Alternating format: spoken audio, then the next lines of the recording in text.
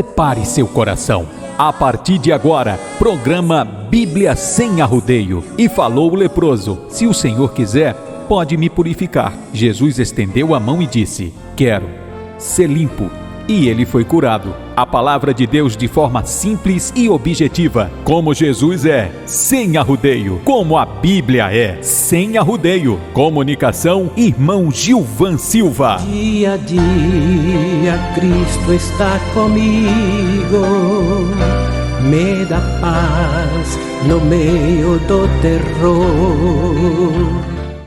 Meu irmão, minha irmã, desejo para você e sua família a alegria de viver. Sou o irmão Gilvan Silva e este é o programa Bíblia Sem Arrodeio, onde expomos os textos bíblicos com objetividade, clareza e sem arrodeio. Continuemos parceiros de oração. Amém?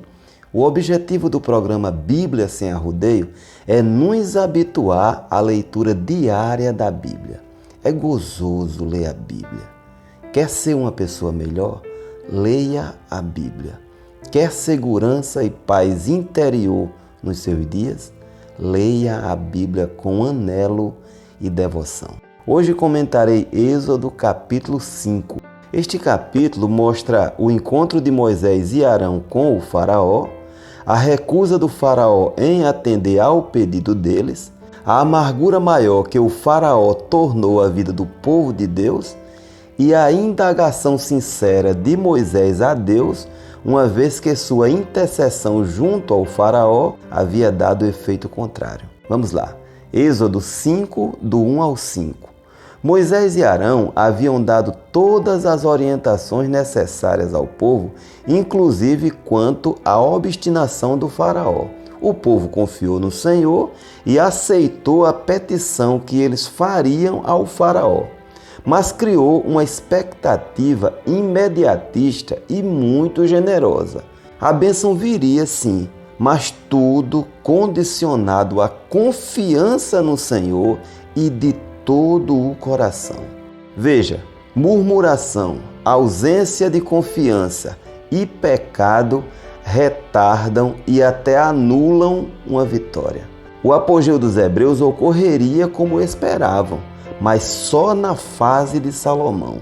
Falo de um período aproximado de 5 séculos, meu irmão. Só no deserto gastaram 40 anos numa viagem que duraria menos de um mês. Vamos lá. Depois da reunião com os anciãos, Moisés e Arão foram ao faraó. Veja o início do diálogo. Assim diz o Senhor, Deus de Israel: deixe o meu povo ir me celebrar uma festa no deserto. Agora imagine a cena. O faraó se considerava Deus e tinha Israel como sua propriedade. Aí chegaram um dos seus escravos junto com outro homem que por direito seria também seu escravo, dizendo nas entrelinhas que havia um Deus superior ao faraó e que requeria para si a mão de obra gratuita, me celebrar uma festa, mão de obra de mais de 600 mil homens. Imagine só. Como não havia na terra autoridade maior que o faraó, assim ele imaginava, então ele repeliu a ideia de imediato. Mas a dupla insistiu e dessa vez ameaçaram que a recusa resultaria em mortes no Egito. Ora, meu irmão, a ameaça era a forma de convencer que o faraó utilizava. Por isso o pedido lhe deixou mais irritado ainda. Foi então que ele acusou Moisés e Arão de preguiçosos, de rebeldes e afrontosos, mas não investiu contra a integridade dos dois. Era Deus os protegendo, meu irmão. O faraó então mandou a dupla voltar ao trabalho e com isso a gente vê que ele já sentenciou Moisés à escravidão também.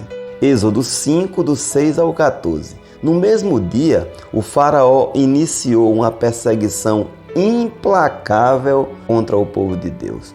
Cruelmente, ele deu ordem aos exatores do povo, que eram os algozes hebreus obrigados a inspecionar o serviço e açoitar seus próprios irmãos, e aos seus oficiais, que eram os egípcios que supervisionavam a atividade dos exatores, que a partir dali os hebreus teriam que ajuntar a palha, que era a parte da matéria-prima misturada com a argila. Isso tudo sem diminuir a produção.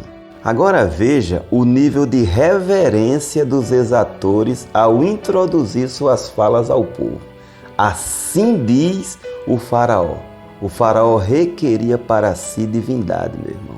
A ordem era recolherem a palha e manterem o mesmo volume diário de tijolos. Negócio desumano, viu? O povo entrou em polvorosa com tamanho absurdo, mas não tinham o que fazer. Fato é que o dia do faraó iria chegar. Todo esse aperto resultaria em milhares de almas angustiadas, clamando ao Deus que não mente. Ele havia dito que ia tirar o povo, e também nunca despreza o seu povo, ainda que este povo se sinta alguma vez, em algum momento, desprezado. Os hebreus saíram aos campos para apanhar os resíduos da colheita, e o trabalho, você vê que acabou se estendendo para a faxina agrícola, além da olaria. Pior era a pressão dos supervisores que fustigavam os capatazes israelitas. Eles exigiam a mesma meta de antes. Por sua vez, os capatazes fustigavam seus compatriotas para apressarem o ritmo de trabalho. Era uma vida infernalmente angustiante. Veja bem, na esperança da promessa divina, meu irmão, eles enfrentaram tudo isso. Esperança tem seus caminhos, mas vale a pena resistir e atravessar. O final sempre é glorioso e o nosso final será glorioso. Outra coisa, é bom ter a noção exata dos fatos. Quando a gente for ler essas coisas, é inteligente se ver entre os hebreus e comparar a vida deles com a que levamos. Isso evita alguma censura. Êxodo 5, do 15 ao 21. Já esgotados emocional e fisicamente, os capatazes israelitas, eles apelaram para o faraó. Nós não recebemos palha, somos obrigados a produzir a mesma quantidade de tijolos e sob severos açoites dos teus oficiais. Veja só, eles ainda sofriam com a antipatia dos seus irmãos, uma vez que eram obrigados por ordem dos oficiais a sugar o limite deles.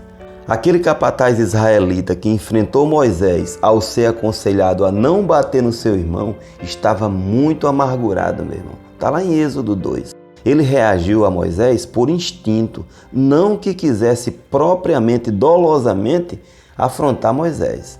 A reação do faraó ao ouvir os capatazes israelitas foi de inveja e afronta contra o Senhor. Ainda os expulsou e exigiu a cota integral de tijolos. Quando acabou a reunião com o faraó, os capatazes encontraram Moisés e Arão que os esperavam. Eles estavam torcendo por um resultado favorável, mas os capatazes desejaram a vingança do Senhor contra eles, que haviam feito aumentar o ódio do faraó e dos inspetores. A angústia era tão grande que, sem pensar, eles disseram que Moisés e Arão haviam colocado espadas nas mãos dos supervisores para lhes matar. Êxodo 5, 22 e 23. Veja só, eu não quero posar de advogado de defesa dos capatazes, não. Mas não é difícil compreender a amargura que enfrentavam.